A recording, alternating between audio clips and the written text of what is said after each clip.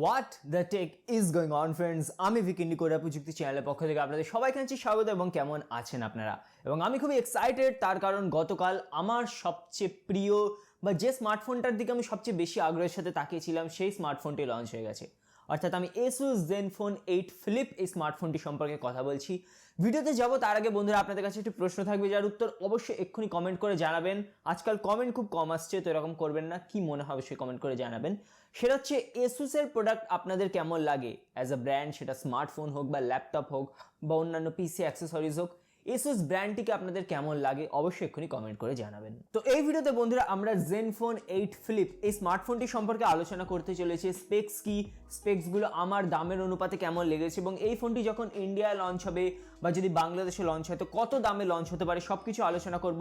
তার আগে ছোট্ট অনুরোধ, যদি বাংলা ভাষায় আরও আপনারা রিভিউজ দেখতে চান, যদি আনবক্সিং অপিনিয়ন ভিডিও বিভিন্ন টেক ভিডিওস দেখতে চান বাংলা ভাষায়, তাহলে সাবস্ক্রাইব করতে পারেন, সাথে বেল আইকনটিকে প্রেস করে দেবেন। তাহলে কি হবে, পরবর্তীকালে আমি যখনই ভিডিও দেবো তার নোটিফিকেশান আপনাদের কাছে পৌঁছাবে।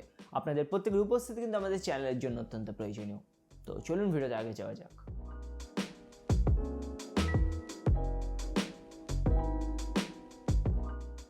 শুরুতেই কথা বলবো আমরা এর ডিজাইন নিয়ে। তো দেখুন, ডিজাইনে বেশি কিছু কিন্তু নতুনত্ব আসেনি বা আপগ্রেড আসেনি। অনেকটা Zenfone 6, Zenfone 7 এর মতোই কিন্তু Zenfone 8 Flipটি দেখতে হয়েছে। এখন এটিকে আমি খুব সুন্দরও বলবো না, আবার খুব কুৎসিত বলবো না, ঠিকঠাক অ্যাভারেজ লুকিং ডিভাইস আমি বলবো। আপনাদের কেমন লেগেছে ডিজাইনটি কমেন্ট করে জানাতে পারেন। কিন্তু যদি এর ওভারঅল বিল্ড কোয়ালিটি নিয়ে কথা বলি, তাহলে রিয়ার সাইডে আপনাকে গ্লাস ব্যাক দেওয়া হয়েছে, ম্যাট ফিনিশ থাকবে, তো ফিঙ্গারপ্রিন্ট কম পড়বে। কিন্তু ওভারঅল যে ডিভাইসটার ওজন সেটা 230 গ্রাম, মানে ফোনটি কিন্তু যথেষ্ট ভারী হতে চলেছে। আচ্ছা, এরপর চলে আসে আমরা ডিসপ্লে। তো 6.67 ইঞ্চের full HD plus AMOLED display দেওয়া হয়েছে এবং সাথে 90 হার্টজের রিফ্রেশ রেট সাপোর্টও দেওয়া হয়েছে। 120 হার্টজ এখানে দেওয়া হয়নি, কিন্তু আমি তাতে একটুও কিন্তু হতাশ হইনি। তার কারণ এটি একটি ফুল স্ক্রিন ডিসপ্লে, মানে কোনো নচ নেই, কোনো পাঞ্চ হোল নেই, একদম ফুল ইমার্সিভ এক্সপিরিয়েন্স আমরা এখানে পাবো। এই ধরনের ডিসপ্লে কিন্তু ব্যবহার করে সত্যি ভালো লাগে। এবং ডিসপ্লেতে প্রোটেকশন হিসেবে দেওয়া হয়েছে গরিলা গ্লাস 6 এর প্রোটেকশন, যেটি অবশ্যই ভালো ব্যাপার। এবং এখানে কিন্তু ইন ডিসপ্লে ফিঙ্গারপ্রিন্ট স্ক্যানার দেওয়া হয়নি, সাইড মাউন্টেড ফিঙ্গারপ্রিন্ট স্ক্যানার দেওয়া হয়েছে। কিন্তু একেবারে এই কথা ভাববেন না যে ইন ডিসপ্লে মানে বেটার, সাইড মাউন্টেড মানে খারাপ। বাস্তব জীবনে কিন্তু সাইড মাউন্টেডই বেশি আর্গোনমিক আমি বলবো, এবং এটা বেশি ফাস্ট কাজ করে। এবার পারফরমেন্স নিয়ে কথা বলি, তো একদম টপ নচ পারফরমেন্স আমরা এখানে পাবো। Snapdragon 888 এর প্রসেসর এখানে থাকবে, LPDDR5 র্যাম থাকবে, বেস ভ্যারিয়েন্টেই থাকবে 8GB র্যাম এবং 128GB UFS 3.1 স্টোরেজ। এবং এই সব কিছুকে সাপোর্ট দেওয়ার জন্য রয়েছে Asus এর নিজস্ব Zen UI। এবং বন্ধুরা, Zen UI আমার ব্যবহার করা অন্যতম সেরা UI আমি বলবো, প্রবাবলি মাই ফেভারিট। তার কারণ এই ইউআইটা কিন্তু অনেকটা বেশি লাইট ওয়েট এবং এখানে প্রচুর কাস্টমাইজেবল অপশান আছে এবং অনেক ফিচার্স আছে, কখনোই হেভি মনে হয় না। এবং ওভারঅল অপটিমাইজেশন কিন্তু Asusের এই জায়গায় খুবই ভালো। তো পারফরমেন্স নিয়ে বন্ধুরা নিশ্চিন্ত থাকুন, আমি এর আগে Asusের প্রচুর স্মার্টফোন ব্যবহার করেছি, তাদের Zen UIয়ের সাথে এই যে হার্ডওয়্যারের কম্বিনেশন, এটা কিন্তু খুবই ভালো পারফরমেন্স দেবে আপনাদের। এবার আমরা চলে আসি এর ক্যামেরায়, তার কারণ ক্যামেরাটাই এই ফোনের সবচেয়ে বড় হাইলাইট। তো ট্রিপল রিয়ার ক্যামেরা সেটআপ আপনাদের দেওয়া হয়েছে। 64 মেগাপিক্সেলের প্রাইমারি ক্যামেরা, যেটা হচ্ছে একটি Sony IMX686 এর লেন্স। তারপরে দেওয়া হয়েছে একটি 12 মেগাপিক্সেলের আলট্রা ওয়াইড লেন্স, যেটা হচ্ছে Sony IMX363 সেন্সর। এবং সবশেষে আপনাকে দেওয়া হয়েছে একটি 8 মেগাপিক্সেলের টেলিফোটো লেন্স, যেটি 3x অব্দি অপটিক্যাল জুম করতে পারবে এবং টোটাল 12x অব্দি হাইব্রিড জুম করতে পারবে। এবং এর যে আলট্রা ওয়াইড লেন্সটা আছে সেটাই কিন্তু একটি ম্যাক্রো লেন্স হিসেবে কাজ করবে। তো সেটিকে যদি কোনো বস্তুর কাছে নিয়ে যান, ওটা কিন্তু ম্যাক্রো মোডে আপনারা কনভার্ট করতে পারবেন। এখন বন্ধুরা, ফ্রন্ট ক্যামেরাই হচ্ছে আসলে রেয়ার ক্যামেরা। তার কারণ এখানে আপনাদের দেওয়া হয়েছে রোটেটিং ক্যামেরা বা ফ্লিপ ক্যামেরা মেকানিজম। তো কি হয় যে যখনই আপনি ফ্রন্ট ক্যামেরাতে সুইচ করবেন, রেয়ার ক্যামেরাসগুলোই ঘুরে ফ্রন্টে চলে আসবে এবং তিনটে লেন্সই আপনারা ফ্রন্ট ক্যামেরা হিসাবে ব্যবহার করতে পারবেন। তো যে লেভেলের এখানে আপনারা ইমেজ কোয়ালিটি পাবেন, অন্য কোনো ফোন কিন্তু তার ধারে কাছে আসতে পারবে না।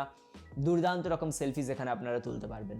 এবং এখানেই কিন্তু এটি শেষ হয়ে যায় না, এর যে ক্যামেরাগুলো রয়েছে সেগুলোতে আপনার আলাদা অটোমেটিক মোড ক্রিয়েট করতে পারবেন। তো অটো প্যানোরামা মানে অটোমেটিকই হচ্ছে আপনার এই ক্যামেরা অ্যারেটা ঘুরতে থাকবে যাতে লং প্যানোরামা শট নিতে পারে।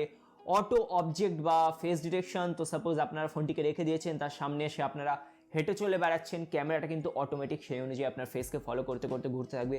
তো প্রচুর মোড দেওয়া হয়েছে।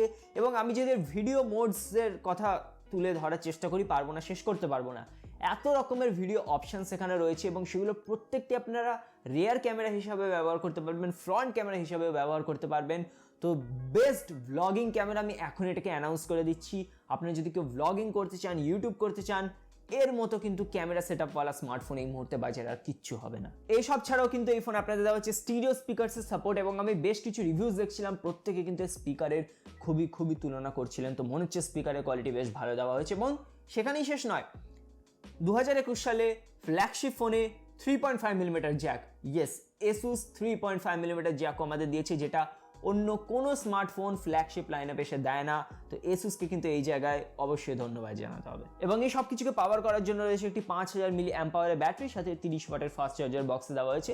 ফাস্টেস্ট চার্জার নয়, বাট 30 ওয়াট ঠিক আছে, বেশি টাইম নেবে না, 1 ঘন্টা 10 মিনিটের ভেতরে মোটামুটি ফুল চার্জ হয়ে যাবে। এখন বন্ধুরা আমরা চলে আসি এর দামে। তো দেখুন, ইউরোপিয়ান মার্কেটে এটা লঞ্চ হয়েছে এবং ইউরোপিয়ান মার্কেটের প্রাইসকে যদি আমি ডিরেক্ট ইন্ডিয়ান প্রাইসে কনভার্ট করি তাহলে চলে আসে ভারতীয় মুদ্রায় 71,000 টাকায়। কিন্তু ভয় পাওয়ার কোনো কারণ নেই, তার কারণ অতীত সাক্ষী আছে যে ইউরোপিয়ান প্রাইসিং সবসময় ইন্ডিয়ান প্রাইসিং, বাংলাদেশের প্রাইসিং থেকে অনেক বেশি হয়। তো কিছুদিন আগেরই যদি আমরা এক্সাম্পল নিই, Asus ROG 5 যে ফোনটা, সেটার যে 12 GB যে র্যাম ভ্যারিয়েন্টটা যেটা ইউরোপিয়ান মার্কেটে লঞ্চ হয়েছিল, সেটাকে যদি ডিরেক্ট আমি ইন্ডিয়ান রুপিসে কনভার্ট করি তাহলে চলে আসে প্রায় 80,000 টাকায়। কিন্তু এই ফোনটি ইন্ডিয়াতে 58,000 টাকায় লঞ্চ হয়েছিল। তো সেম যদি আমি ঐকিক নিয়ম এখানে চাপিয়ে দিই, বাজে ক্যালকুলেশন, কিন্তু যদি সেটাও করা হয় তাহলে এই ফোনটার দাম ভারতীয় মুদ্রায় চলে আসে প্রায় 52,000 টাকা মতো। এবং আমি প্রিটি মাচ শিওর যে Asus এই ফোনটিকে ভারতীয় মুদ্রায় 50,000 টাকায় শুরু করবে, এবং বাংলাদেশে যদি আনঅফিসিয়ালি ফোনটা যায় 60-62,000 টাকা মতো দাম হবে।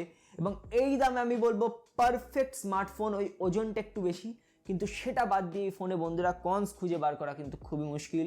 দুর্দান্ত স্মার্টফোন হতে চলেছে এবং আমি সিরিয়াসলি এই ফোনটার দিকে তাকিয়েছি এবং আমার মনে হয় OnePlus 9 সিরিজের থেকে অনেক বেটার একটি স্মার্টফোন। এবং আমি আর থাকতে পারছি না। Asus আমি চাই যেন ফোনটি তাড়াতাড়ি লঞ্চ করে এবং সম্ভবত আমাদের কাছে ফোনটি পাঠাবে রিভিউ করার জন্য, এবং অবশ্যই আমরা রিভিউ দেবো এবং খুবই এক্সাইটেড আমি স্মার্টফোনটার জন্য। যাই হোক, ভিডিওটি কেমন লাগলো কমেন্ট করে জানাতে ভুলবেন না। আপনার দিন ভালো কাটুক এই আশায় আজকের মতো বিদায় জানাচ্ছি। সবাই ভালো থাকবেন।